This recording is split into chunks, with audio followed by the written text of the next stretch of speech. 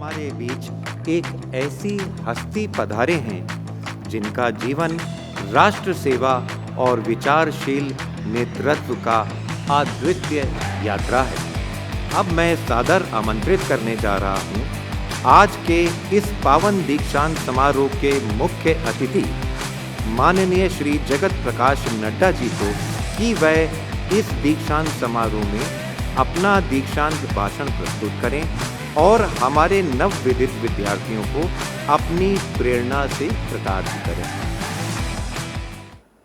आज के इस दीक्षांत समारोह में अवसर पर मंच पर उपस्थित हमारे उत्तराखंड के बहुत ही यशस्वी मुख्यमंत्री, मेरे वरिष्ठ साथी श्री पुष्कर सिंह धामी जी, भारत सरकार में राज्य मंत्री और लंबे समय तक जिनके साथ मैंने काम किया ऐसे श्री अजय टम्टा जी, हमारे विधानसभा की अध्यक्षा डॉक्टर रितु खंडूरी जी, हमारे स्वास्थ्य मंत्री और मेडिकल एजुकेशन के मंत्री, मेरे वरिष्ठ साथी जिनके साथ भी मुझे लंबे समय राजनीतिक दृष्टि से काम करने का मौका मिला, धन सिंह रावत जी, और संसद में मेरे साथी पूर्व मुख्यमंत्री और जिनके साथ भी मुझे एक लंबा अवसर कार्य करने का मौका मिला, Shri Trivendra Singh Rawat ji,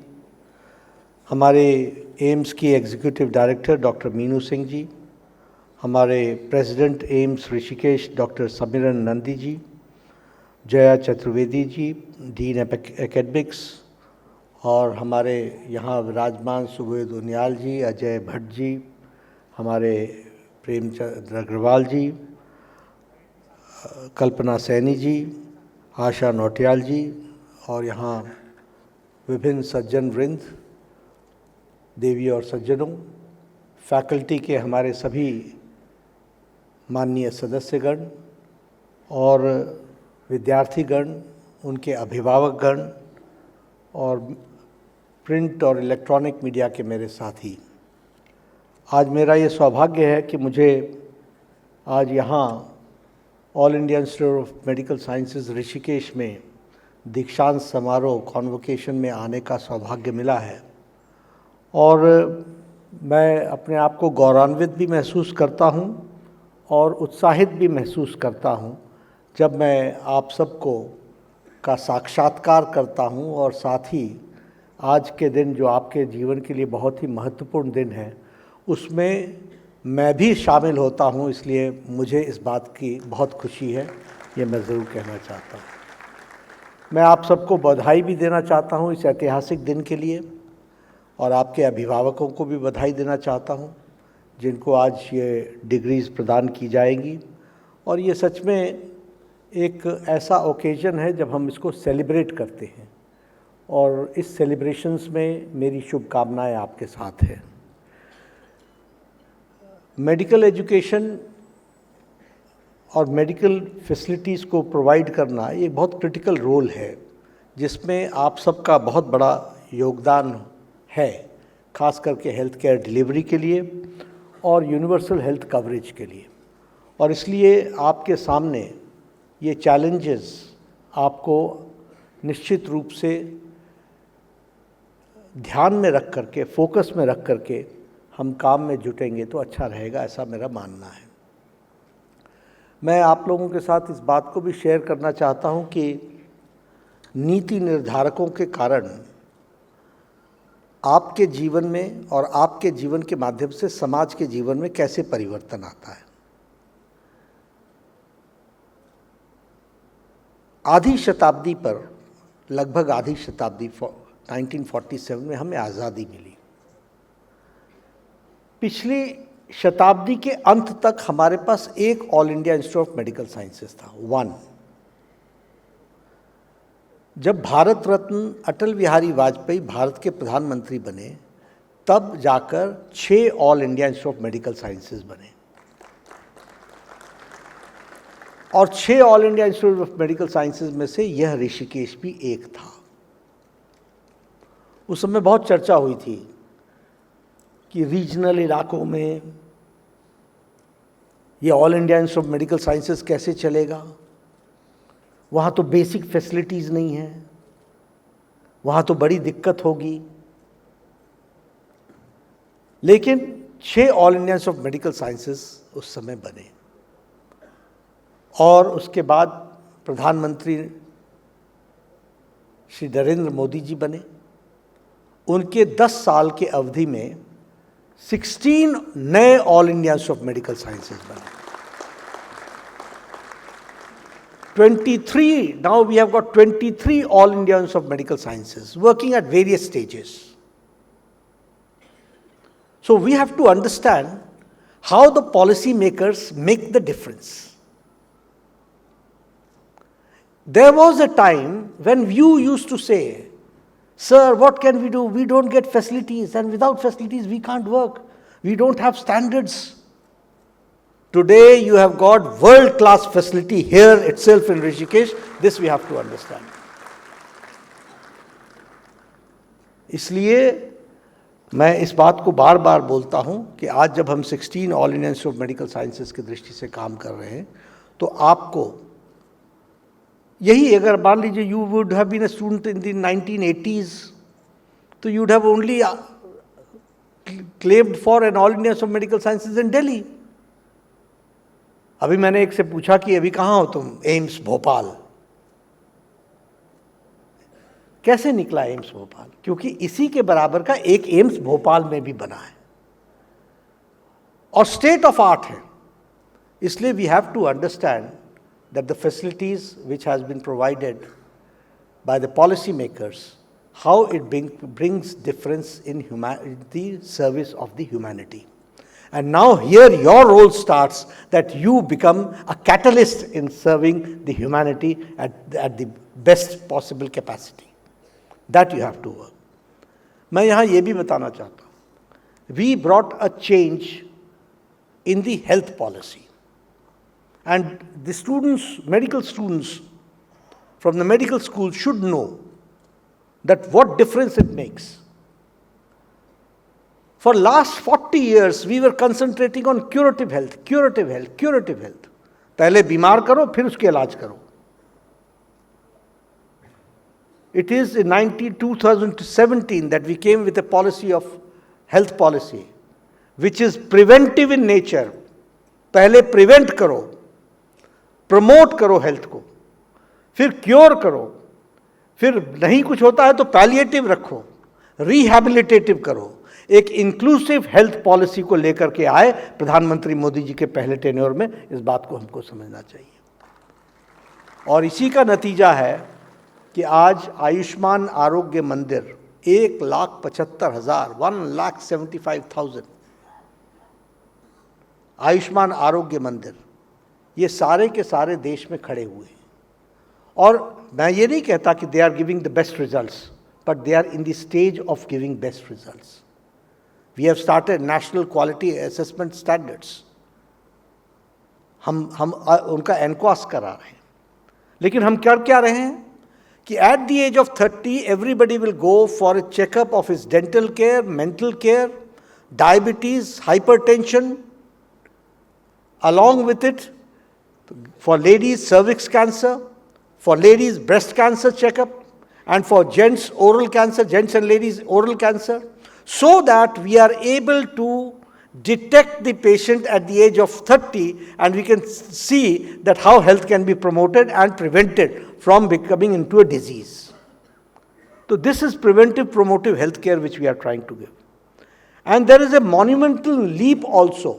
All India Institute of Medical Sciences का तो मैंने आपको बता दिया कि from 6 to plus 16 ये हम मोदी जी ने किया. लेकिन अगर मैं आपको मेडिकल कॉलेजेस की भी बात करूं तो in last 10 years the increase in medical colleges 101%, and the increase is from 387 medical colleges, now we have got 780 medical colleges. अब ये 780 medical colleges means that we are taking care of the rural India. जहां आप सोच नहीं सकते थे वहां पर भी हमने मेडिकल कॉलेज खोलने का प्रयास किया है ताकि हमारे इक्वल डिस्ट्रीब्यूशन में मेडिकल स्टूडेंट्स पैदा हों, वो काम करें, अच्छे से वो बढ़ें, इस बात को उसमें कहा गया है. The increase in MBBS seats is from 51,000 to 1,18,000 in last 10 years. 130% increase is there. In the PG seats, आप सब लोग बहुत PG seats के लिए चिंता करते हैं और कहते हैं कि हमको PG seats चाहिए. The increase is 138% in last 10 years. We had 31,000 seats, now we have got 74,000 seats for post-graduation. और इसी तरीके से पैरामेडिक्स के लिए भी 157 नर्सिंग स्कूल्स अलॉन्ग को location with the medical college खोलने का प्रयास हुआ है और इस तरीके से पैरामेडिक्स को भी हम लोगों ने केटर करने का प्रयास किया. ऋषिकेश के बारे में doctor Meenu Singh gave a very good presentation. I appreciate the work done by AIIMS team under your leadership and Dr. Dandi's leadership. I must appreciate. बहुत अच्छा काम हुआ है. This is my second visit to Rishikesh. My first visit was when it was 4-5 years का खड़ा हो रहा था. I was depressed at that point of time. I took it as a challenge. Many issues were there, administrative issues were there were many issues relating to the development. But when I come today, when I see that this institute is now a grown-up institute, I really congratulate the team AIIMS for doing a very good job. बहुत अच्छा काम आपने किया है और आज ये किसी भी दृष्टि से कम नहीं है. सबसे पहली बात तो यह है कि पीपल ट्रस्ट, लोगों का ट्रस्ट बना है, लोगों का फेथ बना है और कोविड-19 में आपने अद्भुत काम किया है. इसके लिए मैं आपको विशेष करके बधाई देना चाहता हूँ. मैं उस समय, आज भी हूँ, उस समय भी पार्टी के अध्यक्ष के रूप में काम देख रहा था. उस समय मैं मॉनिटर करता था तो मुझे हमेशा ये ध्वनि सुनने को मिलती थी कि पेशेंट ऋषिकेश साइड, उधर उत्तराखंड से नहीं आ रहे हैं, उनका ऋषिकेश टेक कर रहा है और वो अच्छा केयर कर रहा है. तो उसके लिए भी, और आप नेशनल इंस्टीट्यूशनल रैंकिंग फ्रेमवर्क में आप 14वें फर्स्ट 14 इंस्टीट्यूशंस में आप हैं. You are one of the 14 institutions. I must congratulate to you for this also. इसलिए, और अभी हेलीकॉप्टर सर्विस की बात की गई, अभी ड्रोन सर्विसेज की बात की गई. 29 अक्टूबर 2024 को प्रधानमंत्री मोदी जी ने उसका उद्घाटन किया. आपने 309 पेशेंट्स को इस छोटी सी अवधि में आपने जीवन दान दिया है हेलीकॉप्टर सर्विसेज से और क्रिटिकल पेशेंट्स को आपने रेस्क्यू किया है. इसके लिए आप बधाई के पात्र हैं. इस ज्योग्राफिकल लोकेशन के कारण रिमोट एरियाज और अंडरसर्व्ड एरियाज को सर्व करने के लिए जो आपने टेलीमेडिसिन ई संजीवनी में काम किया है, उसके लिए मैं आपको बधाई देना चाहता हूँ. और मुझे खुशी है ये बताते हुए, you students should feel proud that aims Delhi और एम्स दिल्ली के साथ साथ पीजीआई चंडीगढ़ और एम्स ऋषिकेश, ये तीनों ही डिजिटल मीडिया में, डिजिटल माध्यम से टेलीमेडिसिन में प्रमोट करने में they are one of the best institutes जो डेवलप होकर के आया है. और इसलिए, और सोशल दृष्टि से भी देखा जाए तो 4 धाम में आपने बहुत बड़ा अपना सर्विसेज दी है और कंटिन्यूसली आप उस सर्विसेज को दे रहे हैं. मैंने एग्जीक्यूटिव डायरेक्टर से बातचीत की है कि इसको हम कैसे परमानेंटली इंस्टीट्यूशनलाइज कर सकते हैं, क्योंकि 4 धाम तो यात्रा होती ही रहेगी, लोग आते ही रहेंगे, क्रिटिकल पेशेंट्स की संभावनाएं बनी रहेंगी. तो इसलिए we have to institutionalize so that we are able to take care of that also, and certainly you are going to do it, ऐसा मुझे पूरा विश्वास है. इसलिए मैं जब एम्स ऋषिकेश के बारे में सारी बातें कहता हूँ तो मैं स्टूडेंट्स से एक निवेदन करता हूँ और वो कॉन्वोकेशन का पार्ट के दृष्टि से दीक्षांत समारोह में आपसे मैं अपील करता हूँ. सबसे पहली बात कि जब मैं भी स्टूडेंट लीडर था तो मैं कहता था education is my birth right. Education is my birthright. I was correct. But professional education is not your birthright. It is a privilege. And it is a privilege given by the society.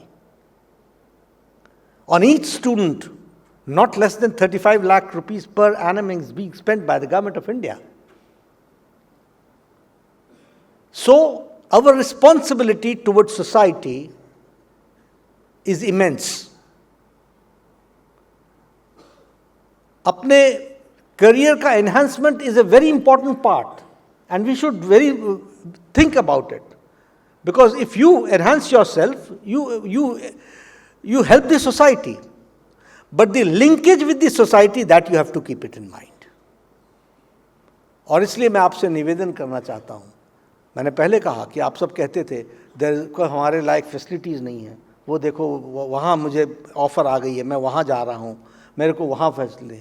आज तो हमारे यहाँ अभी तो हम under staffed हैं, हम तो अभी all India Institute of Medical sciences के लिए इंटरव्यूज़ ले रहे हैं, हर 6 महीने पर इंटरव्यूज़ ले रहे हैं, and we are trying to maintain the AIIMS brand. और एम्स ब्रांड कहाँ से आएगा? एम्स ब्रांड यहीं से आएगा, जो एम्स में पढ़ता है उसी को वो कल्चर मालूम होता है जिसका वो उपयोग कर सकता है। इसलिए on your shoulders the responsibility of maintaining the AIIMS brand, quality and quantity का बैलेंस रखते हुए चलने की जिम्मेवारी आपके ऊपर है। एंड फैसिलिटीज़ की दृष्टि से कोई किसी चीज़ की कमी नहीं है। आप रोबोटिक सर्जरी से लेकर के हर एक तरीके के नए इंटरवेंशंस आप सब लोग कर रहे हैं, और कोई आगे भी आप ध्यान में रखिएगा, you name any intervention and that will be available in Rishikesh, that I say on behalf of prime minister Narendra Modi ji. ये मैं आपको ज़रूर बताना चाहता हूँ। लेकिन उसका सदुपयोग हो, वो उपयोग में आए, इसकी चीज़ की चिंता करना आपकी जिम्मेवारी है। मैं यहाँ ये भी कहना चाहता हूँ कि कई बार स्टूडेंट्स के मन में आ जाता है, oh I have done this, oh I have done this, very good, अच्छी बात है। लेकिन you should never forget that in your making many people are involved. First of all your parents, जिनका हार्ड डेडिकेशन ने they made you and they brought you to this level, so you should be always indebted to them. Then you should be always indebted to your teachers, your faculty members. They have put in their best energy. Because of that you are here. So you should always be obliged and indebted to them also. और मैं तो यहाँ तक कहता हूँ कि जब मैं स्टूडेंट था तो मुझे सुबह 5 बजे ब्लैक कॉफ़ी देने वाला मेस का सर्वेंट जो होता था, वो भी मेरे कंट्रीब्यूशन में बहुत बड़ा उपयोग हुआ, क्योंकि एग्जामिनेशन की तैयारी करने के लिए 4 बजे उठना पड़ता था। वो ऑफिस में बाबू जो कभी हमारी फीस टाइम पर ना हो तो बोलता था कोई बात नहीं सर, हम एडजस्ट कर लेंगे, आप दे दीजिए। All these people, faculty, non faculty, paramedics, staff, everybody has got a role to play, and they have played their role, and you should be indebted to them and work accordingly, that you have to now give to the society. And lastly, this is not the end, this is the start. ये आपकी शुरुआत है। This is the first pedestal जिस पर आप अभी आए हो। आपको एक लंबी यात्रा करनी है, और यह लंबी यात्रा ह्यूमैनिटी के कंट्रीब्यूशन में बहुत बड़ा योगदान होगा। इसलिए मैं आप सबसे जहां आपको बधाई देता हूं, वहीं आपसे यह भी आशा करता हूं कि आप पूरी ताकत के साथ अपनी हुनर को, अपने टैलेंट को आप पूरा उपयोग करते हुए you will put your best to the society and make India happy and healthy. इन्हीं शब्दों के साथ बहुत बहुत धन्यवाद।